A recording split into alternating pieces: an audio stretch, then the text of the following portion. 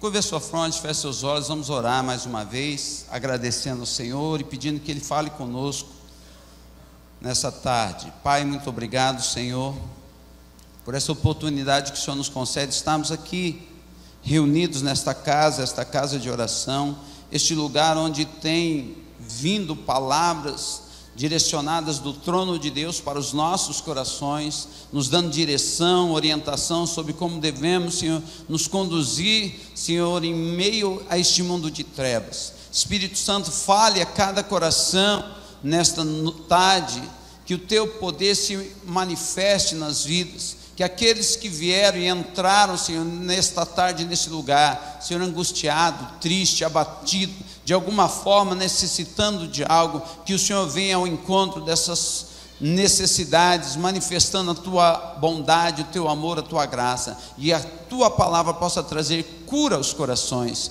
Nós neutralizamos toda ação das trevas, todo intento de Satanás, pelo poder do nome de Jesus. Amém, Jesus, amém. Este final de semana foi um final de semana bem atípico. O apóstolo estava ali em Corumbá, chegou agora à tarde, e a apóstola Marisa estava em Dourados, eu estava em Três Lagoas. Ontem a pastora Ana estava ministrando lá, hoje de manhã ministrei, peguei a estrada e cheguei para estar aqui com vocês. O apóstolo também chegou agora, vai estar ministrando no culto das 19. E a gente vê com isso a igreja avançando e consolidando um território que já foi conquistado. Nós estamos hoje num trabalho de consolidação de um território que já foi conquistado, e acreditamos que isso vai ser ampliado. Mato Grosso do Sul tem sido notícia na mídia ultimamente, mas tudo isso é resposta de oração da igreja. Quem já viu fazer melado de cana aqui? Quando você põe fogo no melado de cana lá, pega a garapa, põe fogo naquele tacho, a sujeira começa a subir. Você geralmente precisa de uma colher de pau, e aí você pega a colher de pau e você arranca aquela sujeira e joga fora. Na verdade, o fogo de Deus está queimando no estado de Mato Grosso do Sul, e a sujeira está subindo, e a igreja vai arrancar essa sujeira fora, e o nome do Senhor será exaltado e glorificado. Creia, meu irmão, continue orando, continue intercedendo, porque é Deus agindo na nossa cidade e no nosso estado. Para que venha o governo do justo, primeiro é necessário que seja abalado o governo do ímpio. Então, esteja de prontidão na torre de vigia. Dezembro é o mês de milagres, e deixa eu centralizar um pouquinho aqui, que me pediram para centralizar, que está fora, né? Tá certo aí? Fala, aí. É o cameraman que pede lá, então. Aí quando nós olhamos para esse mês, que é o mês de milagres, Deus tem um milagre na sua direção. Diga para o seu irmão: Deus tem um milagre na sua direção. E quando nós pensamos em milagres, existem tantas coisas. Quem aqui já teve a experiência de perder algo? E depois você achar, aquilo foi quase um milagre para você, né? Você perde aquilo, você fala: meu Deus, e agora para achar? Eu e o apóstolo tivemos experiência. A experiência pior foi dele, minha não foi tanto, né? E ele já contou essa experiência. Nós estávamos em Israel, na festa dos tabernáculos, e eu estava na fila para almoçar, e ele me encontra e fala comigo: você viu o apóstolo aí? Eu falei: não vi não, Sandro. Ele falou: segura a minha mochila que eu vou procurar ela. Eu falei: tá bom. E aí eu pus a mochila nas costas, e na mochila dele estava todo o dinheiro da oferta da festa dos tabernáculos, tudo em dólar, para ele entregar lá. Além de toda a documentação dele, estava tudo lá, passaporte, dinheiro. Chegou a minha vez, paguei a minha comida, estava cheio o salão principal, fui para o salão anexo, sentei, comi calmamente. E nesse inteirinho ele encontra a apóstola, e quando ele encontra a apóstola, ele bate a mão aqui e fala assim: cadê minha mochila? E ele fica apavorado, achando que ele tinha perdido a mochila. E aí ele chamou o Cachopa na época, né? Cachopa, perdi minha mochila, me ajuda a encontrar. E o Cachopa, daquele jeito calmo dele, tranquilo, né? Saiu por tudo que era canto, dizendo assim: a mochila do apóstolo, ninguém achava. Ele falou: a última vez que eu vi, eu fui no banheiro, eu pus a mochila assim, fui lavar a mão, e depois não lembro mais da mochila. E aí ele olhava um beduíno que tinha lá, que ficava na porta do banheiro, e ele falava: foi esse cara que pegou minha mochila. Esse cara pegou minha mochila e tal. E aí, ele rodava, ia para lá, e ele perdeu a paz, meu irmão. E isso passou mais ou menos uns 30 minutos, ele procurando essa mochila, ninguém sabia da mochila. Aí eu termino de almoçar, encontro a apóstola Marisa na fila, né? Falei: e o Santinho, cadê o Santinho? Falei assim: está atrás da mochila dele. Roubaram a mochila dele. Falei assim, mas a mochila dele está comigo. Corre que ele está desesperado atrás dessa mochila. Pensa no alívio do homem quando ele viu eu com a mochila. Mas às vezes isso já aconteceu com você, de perder. O Evangelho de Lucas, capítulo 15, nos fala de 3 coisas perdidas. Ali a primeira coisa que aparece é a dracma perdida. Quando nós olhamos uma mulher que possuía 10 dracmas, dracma era o dinheiro da época, e ela possuía 10 e ela perdeu 1. E aí ela não encontrava, ela chama as amigas, varre a casa e procura. Na verdade, quando ela acha a dracma, ela acha o dinheiro, ela fica tão feliz, tão alegre, que ela chama as amigas para comemorar, porque ela tinha achado a dracma que estava perdida. A segunda situação é a ovelha perdida. Fala de um pastor que possuía 100 ovelhas e uma se perde. E o pastor vai em busca dessa ovelha, e ele vai pelos campos, procura, e ele acha essa ovelha, e ele então fica extremamente feliz por achar aquela ovelha que estava perdida. Tanto na primeira situação como na segunda situação, existe uma ação de uma pessoa em busca daquilo que está perdido. No entanto, a terceira história fala do filho perdido. O filho que se perde no mundo, sai da casa do pai. Alguns chamam a parábola do filho pródigo, para mim é a parábola do pai amoroso. E esse filho então, ele se perde no mundo, pega a parte da herança dele, que pertencia a ele, gasta tudo com meretriz, gasta tudo com festas, com orgias, torra toda a grana, vai viver uma vida de mendigo, vai cuidar de porcos, que para um judeu cuidar de porcos era uma situação muito constrangedora, porque afinal de contas o judeu não come carne de porco, e ainda ter que cuidar de porco, e ele sentia tanta fome que o único alimento que ele tinha disponível era a própria comida do porco.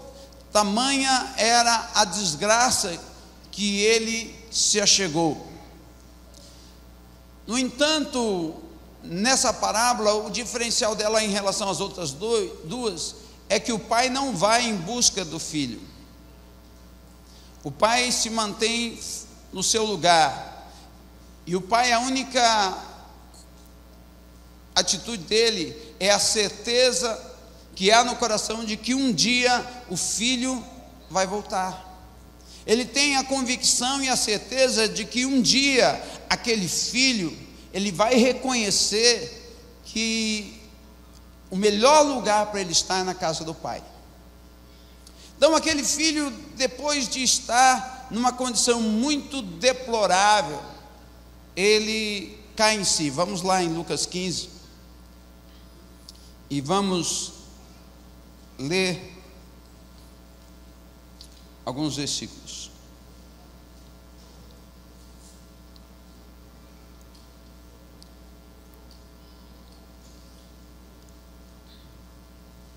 No versículo 17 e 18 de Lucas 15,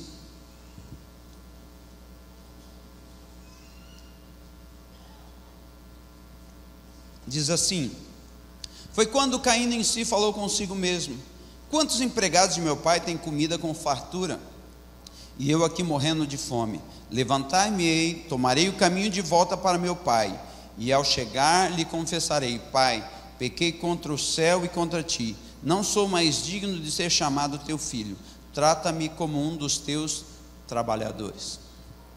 Quando nós olhamos para esse texto, o que acontece? Há um reconhecimento no coração do filho que ele havia pegado o caminho errado, e ele decide então voltar à casa do pai. O maior milagre que pode existir na vida de um ser humano é quando ele reconhece que ele precisa de Deus. Porque uma das situações mais difíceis para nós como seres humanos é reconhecer que precisamos de ajuda, porque somos orgulhosos por natureza. A natureza adâmica caída, ela é orgulhosa.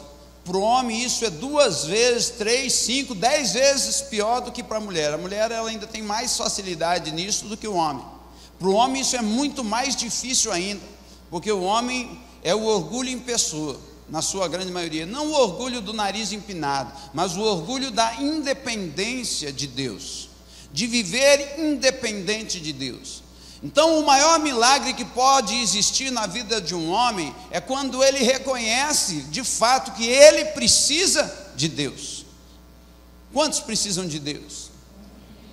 Às vezes nós podemos até falar assim, eu preciso de Deus, mas é na minha atitude, na sua atitude, que nós demonstramos que precisamos de Deus. É quando há não somente um reconhecimento, porque esse filho, ele reconhece a condição que ele está, a condição terrível que ele está vivendo, que ele está vivenciando. Ele poderia às vezes estar culpando os amigos dele, ele poderia estar culpando as pessoas com quem ele conviveu os últimos anos da vida dele, ele poderia estar culpando qualquer pessoa, mas ali ele reconhece que o erro foi dele. Às vezes, muitas vezes nós não recebemos o nosso milagre exatamente porque sempre queremos colocar culpa em alguém, sempre queremos achar um bode expiatório, alguém que leve a culpa por uma situação que você está vivenciando. Mas o fato é que aquele homem, aquele jovem, ele não só reconhece, porque ele tem uma atitude, diga atitude. Ele se levanta, tão logo ele reconhece isso, tão logo cai a ficha dele de que ele tinha cometido de fato um deslize na vida dele, ele toma uma atitude. Provavelmente ele estava esfomeado,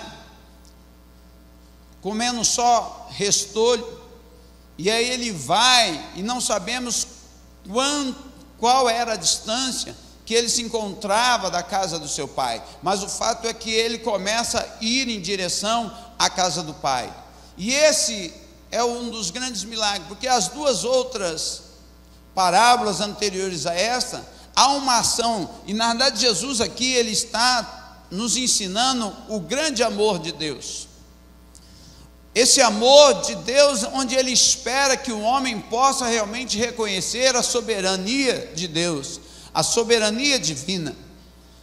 Quando nós olhamos todo tipo de desgraça que tem acontecido no mundo, e todas essas desgraças que estão acontecendo no mundo, é por conta do homem, e as pessoas querem culpar Deus.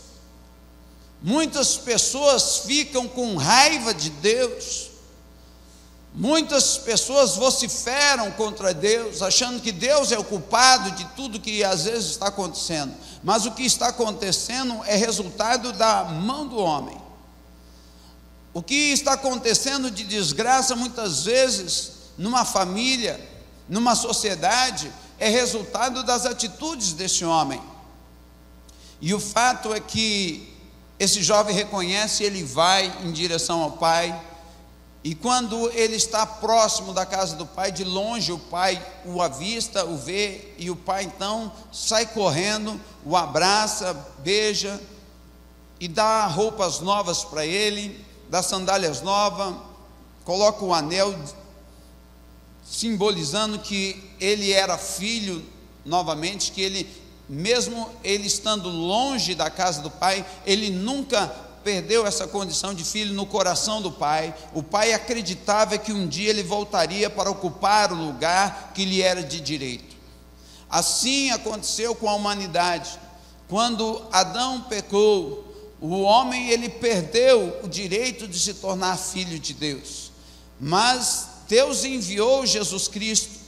Lá no Evangelho de João, capítulo 3, versículo 16, diz que Deus amou o mundo de tal maneira que deu seu Filho unigênito para que todo aquele que nele crê não pereça, mas tenha a vida eterna.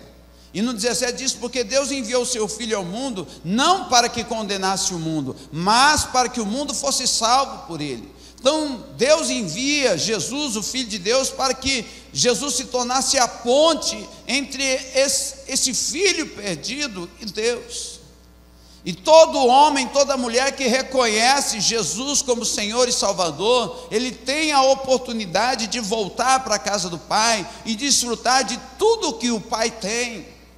Deus tem o melhor para mim e para você, mas nós precisamos também saber quais são os direitos que nós temos, porque nessa mesma parábola aparece um segundo filho, chamado de filho mais velho. E esse filho mais velho, quando chega em casa mais tarde e ouve músicas, dança, festa, ele pergunta para um dos empregados o que está acontecendo. E aí o empregado diz: o teu pai recebeu o teu irmão são e salvo, e ele mandou matar o bezerro cevado e fez uma grande festa para ele. E aquele filho mais velho fica indignado porque ele acha que isso não é justo. E o pai então sabe que o filho está lá, vai ao encontro do filho, e olha o que diz os últimos versos, onde o pai tem um diálogo com esse irmão mais velho.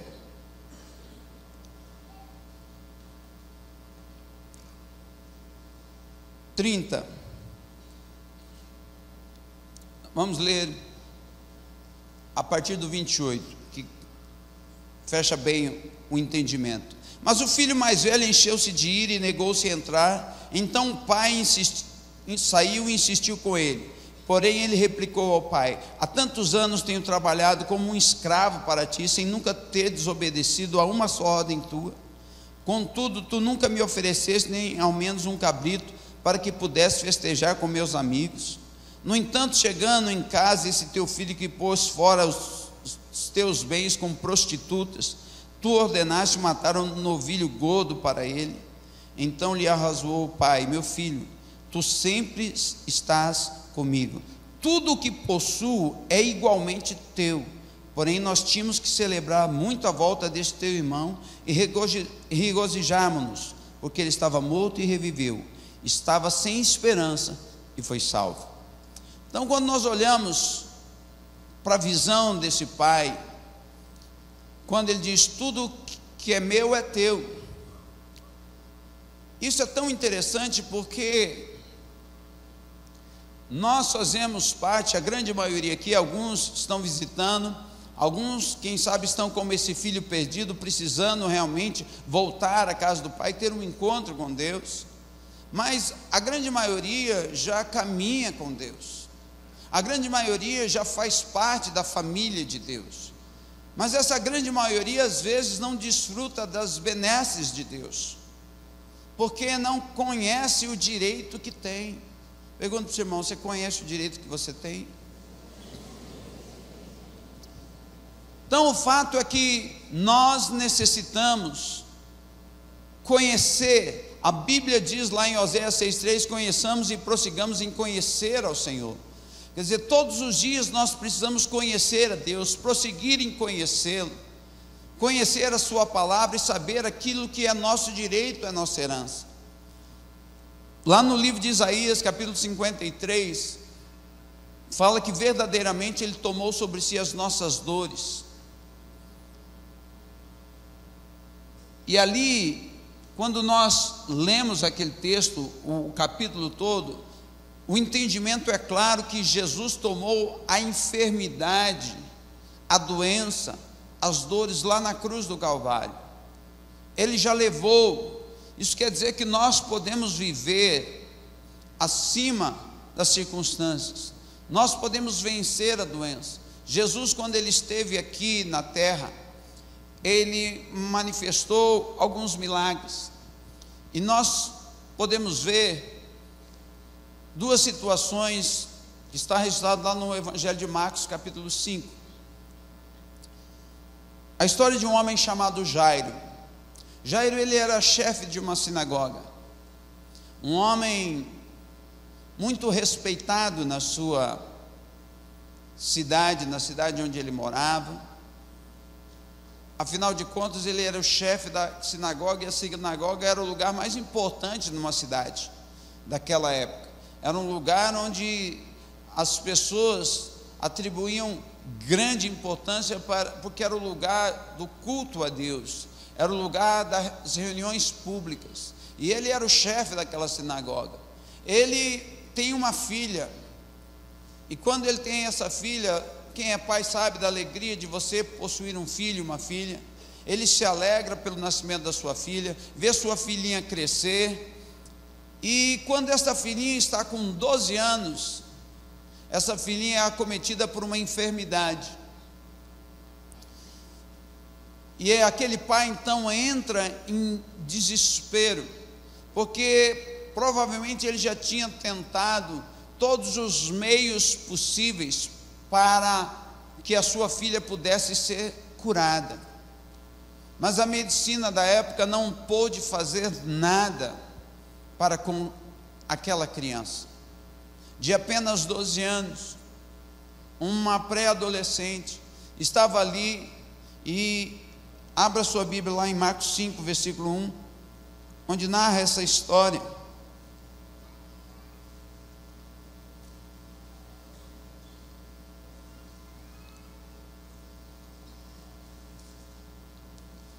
Aliás. E retornando 5:21, e retornando Jesus de barco para outra margem, numerosa multidão uma vez mais se formou ao seu redor enquanto estava na praia. Foi quando chegou ali um dos dirigentes da sinagoga local, chamado Jairo.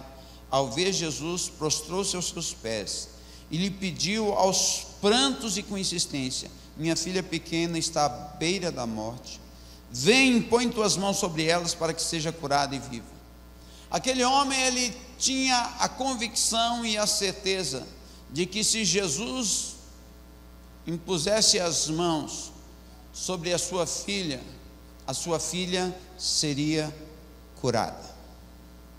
Aqui nós vemos um homem que está ativando a sua fé para que o milagre se manifeste, e ele precisa da intervenção de Jesus. Quem sabe você entrou nessa tarde na mesma condição. Às vezes você precisa de uma intervenção, às vezes pode ser uma enfermidade, às vezes pode ser uma outra situação, mas o fato é que quando a minha fé ela é ativada, eu consigo mover os céus em meu favor. Então, o que você precisa? Entenda que a fé é algo que Deus te deu, e você precisa ativar essa fé para que o milagre que você tanto busca e procura, quem sabe durante 11 meses esse ano você está buscando o seu milagre, ele não se manifestou ainda, mas nós estamos no último mês do ano, e se você ativar a sua fé, você ainda poderá abraçar o seu milagre ainda este mês. Tudo depende de você realmente ativar essa fé. O interessante é que esse homem, que era importantíssimo, ele se prostra aos pés de Jesus, ele se humilha, ele se rende. E às vezes muitas pessoas elas não conseguem receber o seu milagre, porque elas tratam Deus como se fosse o seu empregado. Elas acham que Deus tem a obrigação de operar em favor dela, mas eu quero te dizer que Deus é Senhor, Ele não é o teu empregado. E você precisa aprender a se humilhar, se render, reconhecer que você é que precisa da intervenção divina. E quando há esse reconhecimento, algo se move na tua direção, assim como algo se moveu na direção de Jairo. Eu fico pensando naquele pai apreensivo, caminhando em direção, e ele sabendo o estado crítico que sua filha de apenas 12 anos estava, e ele pensando: vamos logo, Jesus, quem sabe se o Senhor demorar, não dê mais tempo, Quem sabe quando a gente chegar lá, a minha filha já tenha até morrido, porque a situação era extremamente crítica. Mas o interessante é que Jesus estava caminhando, Jairo estava com ele, mas o texto diz que havia uma grande multidão já aguardando Jesus, e a multidão vai junto, porque tem muito curioso. O que mais existe em meio à multidão é curioso, né? Aqui em Campo Grande acontece, ou qualquer lugar do Brasil, acontece um acidente, um carro bate, alguma coisa acontece e o trânsito fica lento. Por quê? Por causa dos curiosos, né? Porque eles vão passar, para o carro, dá uma olhadinha para ver o que aconteceu, e ele esquece que tem um trânsito para fluir. Se ele é tão curioso para ver, estaciona o carro e vai lá ver o acidente. Então, nós percebemos que em meio à multidão, as pessoas são extremamente curiosas para saber o que aconteceu. Tem gente que gosta de ser o primeiro a dar notícia, e a notícia ruim. Nós percebemos então que Jesus está caminhando, e em meio àquela aglomeração de Jesus, acontece um segundo fato. Jesus para. Jesus para, e está todo mundo espremendo Jesus. Jesus para e fala: alguém me tocou. Os discípulos, 12 apóstolos ali, os 12 discípulos de Jesus, fica pensando: acho que o sol deve ter feito mal para o mestre. Todo mundo está tocando ele, todo mundo está tentando arrancar um pedacinho dele, e ele para e fala: alguém me tocou. E eu fico pensando naquele pai desesperado, quando Jesus para, e o pai pensando: minha filha vai morrer, e Jesus para aqui, o que está acontecendo? E ele não sabe. Jesus para, fala: sim, alguém me tocou, porque eu sei que de mim saiu virtude. Por quê? Da mesma forma que aquele pai se prostra aos pés de Jesus, clamando para que Jesus possa ir impor as mãos e trazer cura à sua filha, da mesma forma, uma pessoa, eu fico pensando, havia dezenas, quem sabe centenas de pessoas que já haviam tocado em Jesus, mas nada havia acontecido. Mas uma mulher toca Jesus, e aquilo chama a atenção de Jesus. Jesus para, e ele para dizer: alguém me tocou de uma forma diferente, alguém me tocou com fé. Será que nesta tarde alguém poderá tocar Jesus com fé para receber o seu milagre? Às vezes o que está faltando em você é não ser a multidão, mas ser essa pessoa na multidão. É você ser essa pessoa de fé que vai tocar Jesus e falar: Jesus, hoje eu quero o meu milagre. E aquela mulher, por incrível que pareça, a história é tão linda, porque quando nasceu uma criança, e ela agora está com 12 anos, essa criança que nasceu cheio de vida, de alegria, trazendo tanta alegria para o seu pai, naquele mesmo instante, naquele mesmo lugar, uma mulher recebe uma notícia de morte. Você está com uma doença, você está com fluxo de sangue, e esse sangue não estanca, e o sangue é vida. Se esse sangue não se estancar, você vai morrer. Ela busca toda a ajuda médica. Durante 12 anos essa mulher foi de um médico a outro, batendo de uma porta a outra, indo de uma cidade a outra, e gastou todo o dinheiro que ela tinha, tentando encontrar a solução da cura dela, do milagre dela. Mas aquele dia, ela ouviu falar de um homem chamado Jesus. Ela ouviu falar que aquele homem estava passando ali, e ela pensou consigo: se eu tão somente tocar na veste desse homem, eu serei curada. E aquela mulher, ela entra num desafio enorme, grande, porque uma mulher sofrendo de perda de sangue durante 12 anos, era uma mulher que provavelmente estava totalmente anêmica, fraca, e ter que enfrentar uma multidão para chegar perto de Jesus. Imagine o desafio dessa mulher. Você acha que foi fácil ela chegar perto de Jesus? Imagine, se coloque no lugar dessa mulher. Você, mulher, que às vezes nos seus dias aí, em que vem a regra, o que acontece? Quantas ficam às vezes prostradas numa cama? Uma semana que vem, mas aquela mulher era 12 anos. Homem nem se fala, porque homem é frouxo, né? Homem qualquer coisinha está prostrado na cama. Então, aquela mulher, ela pega e reúne todas as forças que ela tinha e possuía, e ela quebra um preconceito, porque a lei judaica dizia que uma mulher com fluxo de sangue não podia tocar em ninguém, porque ela era considerada como imunda. Como que você vai enfrentar uma multidão para encontrar Jesus e não tocar em ninguém? Não tinha helicóptero naquela época para ela descer com uma cordinha até Jesus. Não, ela teve que furar as filas mesmo, teve que enfrentar. E foi. E quando ela tocou e achou que ninguém ia perceber, mas Jesus para. Jesus para, e quando Jesus fala isso, a mulher está trêmula, e ela não tem mais como se esconder. E aí a mulher conta toda essa história para Jesus, e Jesus vira para ela: vai, mulher, a tua fé te salvou. Ela recebe o milagre dela, o milagre que ela tanto esperava. Naquele mesmo momento, ela falou que ela sentiu no seu corpo o sangue ser estancado na hora. Qual é o nível de hemorragia que você está vivendo na sua vida? Qual é o nível de problema que você está enfrentando? Há quantos anos, quem sabe? Você fala: há 5 anos estou enfrentando problema, há 10 anos, há 12 anos, não importa o tempo. O que precisa é que você nesta tarde se mova em fé e fala: hoje eu vou tocar nas vestes de Jesus, e hoje eu vou sair daqui com o meu milagre.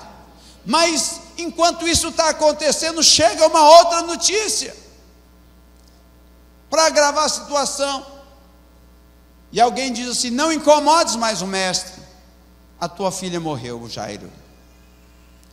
Imagine a tristeza do pai, imagine a dor daquele pai. Mas Jesus vira para Jairo e fala: não temas, Jairo, crê somente. Então, em todo esse capítulo 5, nesses versículos que nós temos, o que nós percebemos é que o que está falando é de fé, de crer, de acreditar. Você só vai conseguir abraçar o seu milagre se você ativar a sua fé, se você acreditar no seu milagre, porque o Deus do impossível não morreu. Hebreus 13:8 diz que Jesus Cristo é o mesmo ontem, Ele é o mesmo hoje, Ele será o mesmo eternamente. Jesus não morreu, Ele não está morto, Ele não está sepultado no túmulo lá em Jerusalém, porque aquele túmulo está vazio. Ele ressuscitou e Ele está aqui vivo hoje à tarde, neste mesmo instante, neste lugar, pronto para intervir em teu favor. Mas você precisa aprender a tocar Ele com fé nessa tarde. Se você tocar com fé, você vai receber o seu milagre. E aí Jesus então se encaminha para a casa de Jairo, e Jairo com o coração partido, mas ele se firma na palavra de Jesus. E quando Jesus chega, está todo mundo chorando. As pessoas estão chorando porque a menina estava morta. E aí Jesus diz assim: a menina não morreu, mas a menina dorme. E as pessoas começaram a rir de Jesus. E aí Jesus entra dentro da casa, e você pode ler isso lá na sua casa. E ele manda todo mundo sair da casa, e só entra dentro da casa o pai e a mãe da menina, Jesus e 3 discípulos, Pedro, Tiago e João. Entram lá dentro. Por quê? Porque para operar o milagre precisa de pessoas de fé. Muitas vezes o que você precisa é de pessoas de fé do seu lado, pessoas que possam realmente se aliançar com você e falar assim: eu sou um com você, juntos nós vamos vencer essa causa, juntos nós vamos ganhar essa guerra. E foi exatamente isso que Jesus fez, e fechou, não deixou nenhum incrédulo lá dentro, porque o lugar de incrédulo é fora do local do milagre. Porque o local do milagre só tem espaço para crente. Tem algum crente aí para dar glória a Deus? Tem algum crente para aplaudir ao Senhor?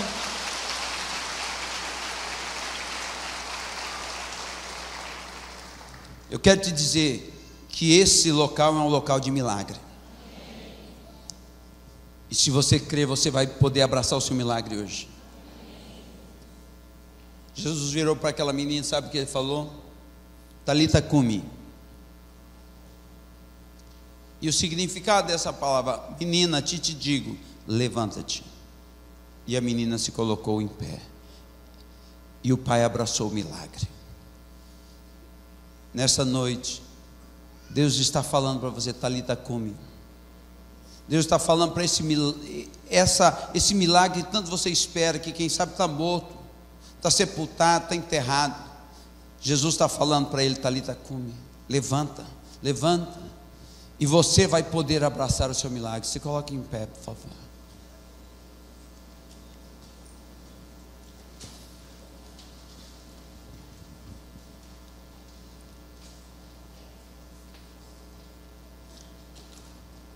Qual é o milagre que você está precisando? O que você precisa? O ano de 2015 ainda não acabou. Deus tem algo para fazer na tua vida ainda este ano. Só depende de você. Você tem alguém com quem você possa se aliançar em fé para receber o seu milagre? Quero que você agora feche os seus olhos, levante a sua mão direita para Deus, a mão da autoridade.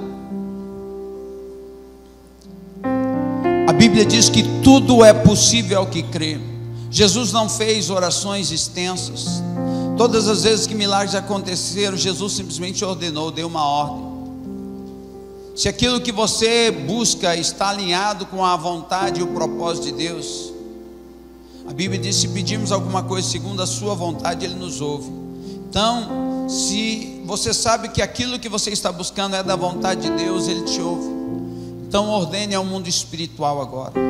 Você vai usar a mão da autoridade, você vai abrir a tua boca e você vai chamar do norte, do sul, do leste, do oeste. Você vai chamar o seu milagre. É uma causa na justiça, você vai chamar essa causa na justiça. É uma situação que não se resolve, é um problema de enfermidade, eu não sei o que é. Chame o teu milagre agora. Abra a tua boca, comece a orar. Eu quero vir à igreja a orar. Comece a orar, chame o teu milagre. Chame com palavras proféticas. Clame a Ele, busque a Ele. Pai, no nome de Jesus agora, Senhor, aqui está a igreja reunida. Senhor, centenas de pessoas estão clamando pelo seu milagre, chamando do norte, chamando do sul, chamando do leste, chamando do oeste. Pessoas estão chamando causas na justiça. Pessoas estão chamando cura de enfermidades físicas. Pessoas estão aqui, Senhor, pedindo, Senhor, uma intervenção na sua casa, na sua família, a salvação, a conversão dos familiares. Pai, agora eu quero unir a minha fé, a fé dos teus filhos e filhas que estão aqui. Pai, eu quero chamar agora, Senhor, que venha esse milagre, no nome de Jesus, que cada pessoa possa abraçar o seu milagre, que ainda este ano de 2015, eles possam ver o sobrenatural de Deus, que neste ano de 2015, ele possa vivenciar uma nova experiência, que eles possam realmente se alegrar, assim como aquele pai se alegrou pela volta do filho, assim como aquele pastor se alegrou por ter encontrado a ovelha, assim como aquela mulher se alegrou por ter encontrado a dracma, assim as pessoas possam se alegrar, Senhor, por ter abraçado o seu milagre. Eu profetizo sobre essas pessoas agora: receba o seu milagre, receba o seu milagre, receba o seu milagre, em nome de Jesus, para a honra e glória de Deus Pai. Amém, Jesus, amém. Aplauda o Senhor.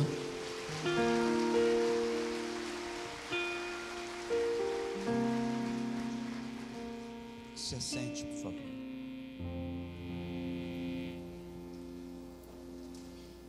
Se a sua fé foi ativada nessa noite, o seu milagre já aconteceu.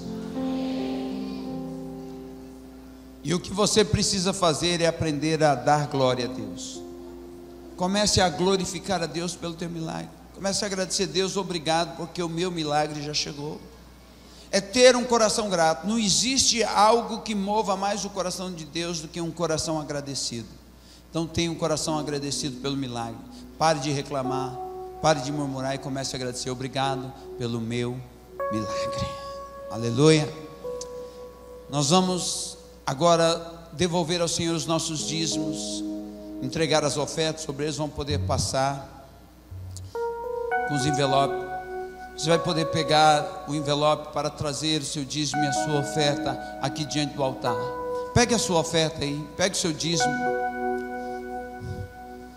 Você que creu realmente nessa palavra, faça realmente uma oferta, acreditando nesse milagre. Fala: Senhor, eu estou fazendo essa oferta pelo meu milagre. Faça uma semeadura pelo seu milagre nesta tarde. Acredite.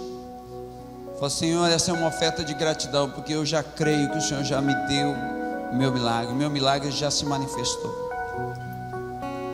Sentado como está mesmo, levante aos céus sua mão com a sua oferta, com o seu dízimo. Vamos consagrar ao Senhor. Pai, muito obrigado por esse tempo precioso de ministração da Tua Palavra, por esse tempo onde os Teus filhos estarão devolvendo o dízimo e a oferta, entregando no altar. Que o Senhor possa abençoá-los, Senhor, que eles tenham um entendimento amplo sobre essa verdade e possa viver as novidades de Deus, em nome de Jesus. Pode vir diante do altar, trazer o seu dízimo, a sua oferta.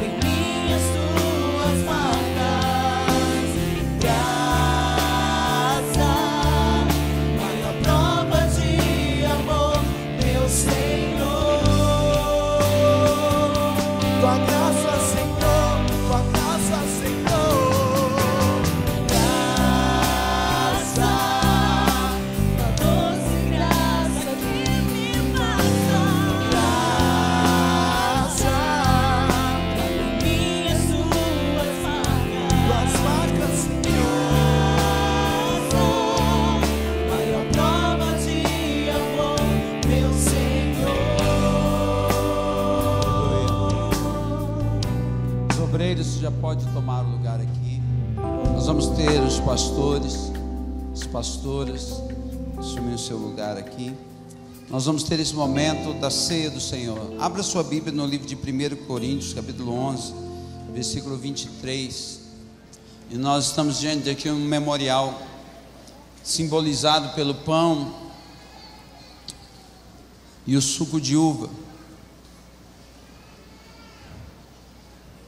simbolizando o sangue de Jesus, e o pão simbolizando o corpo. Diz assim: porque eu recebi do Senhor o que também vos ensinei, que o Senhor Jesus, na noite que foi traído, tomou o pão, e tendo dado graça, partiu e disse: tomai e comei, isto é o meu corpo, que é partido por vós, fazei isto em memória de mim. Nós olhamos e vemos a recomendação da palavra de Deus, para que a gente possa, de tempos em tempos, estar celebrando este momento, para relembrarmos qual é a intenção de um memorial, para jamais nos esquecermos de que um dia Jesus voltará para buscar a sua igreja. Quando nós olhamos hoje para o mundo que nós estamos vivendo, a maioria das profecias já se cumpriram, bem poucas profecias ainda não se cumpriram, e algumas só se cumprirão depois do arrebatamento da igreja. Então nós estamos realmente vivenciando os últimos minutos no relógio de Deus. No relógio de Deus, eu não sei quantos anos isso pode acontecer, se é dias, meses ou anos, mas nós sabemos que estamos a portas de um grande acontecimento, onde Jesus virá para buscar a sua noiva, para cear para sempre com ele lá na terra. E hoje nós estamos aqui diante desse memorial, simplesmente para dizer que nós cremos nisso, nós acreditamos nisso, que um dia nós não estaremos aqui mais nessa terra ceando aqui, nós estaremos sim ceando as bodas do Cordeiro diante do Rei dos Reis, Senhor dos Senhores. Curva a sua fronte, vamos orar e agradecer ao Senhor. Pai, muito obrigado por esse tempo precioso. Queremos consagrar esses elementos, o pão e o cálice, Senhor, contendo o suco de uva, Senhor, simbolizando o sangue de Jesus, o pão simbolizando o corpo de Jesus, que sacrificou-se por mim, para que eu e todos aqueles que creem possamos ter direito à vida eterna, possamos ter direito a viver constantemente contigo, ó Pai. Eu peço agora, Deus, que o Espírito Santo esteja trazendo luz e entendimento, iluminando os olhos do entendimento de cada pessoa, para compreender essa verdade, para vivenciarmos este momento tão sublime, tão maravilhoso, cada dia das nossas vidas, no nome de Jesus. Lá os obreiros vão estar liberando as obreiras, então você vai vir de acordo com o que os obreiros estiver liberando. Alguns virão pegar aqui na frente, outros irão pegar lá atrás. Pode liberar, pode vir.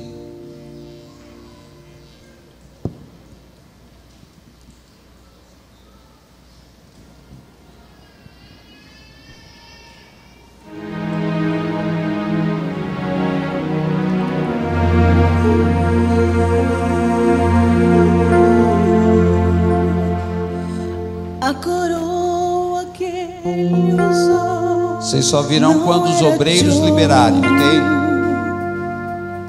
Apesar de eu coroarei como rei,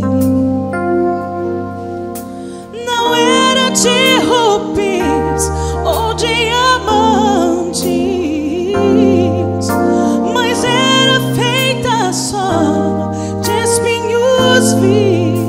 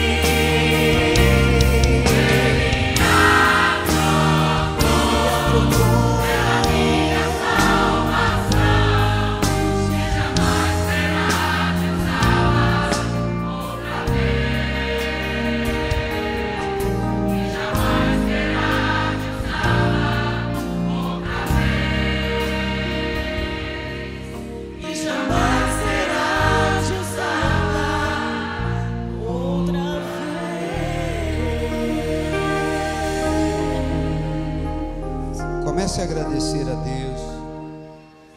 Vai agradecendo ao Senhor. Abra sua boca e agradeça por tão grande salvação. Pai, toda honra, glória, poder, majestade a Ti pertence. Tu és o único digno de ser louvado, adorado e exaltado. Nós Te rendemos todo louvor, toda adoração por tão grande salvação, pela oportunidade que o Senhor nos concede de estarmos hoje diante desse memorial, Senhor, para celebrarmos, Senhor, a morte e ressurreição de Jesus, sabendo, ó Deus, que não foi com ouro, nem com prata que nós fomos comprados, mas com o precioso sangue de Jesus. Por isso nós Te agradecemos, ó Deus, pela vitória, no nome de Jesus. Jesus, na noite que foi traído, Ele tomou o pão e partiu, e tendo dado graça, Ele disse: podeis participar. Pode participar.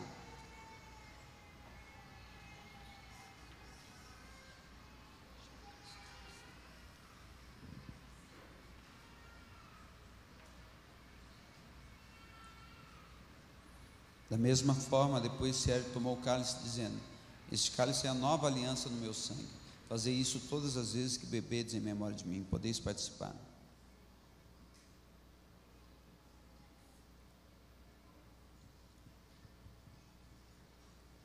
Obrigado, Senhor, por esta tarde, por esse tempo precioso na Tua presença. Quero abençoar cada um dos Teus filhos e filhas, que eles sejam guardados e protegidos. Leve-os em paz para os seus lares, debaixo da Tua bênção, que eles tenham uma semana abençoadíssima, no nome de Jesus, amém.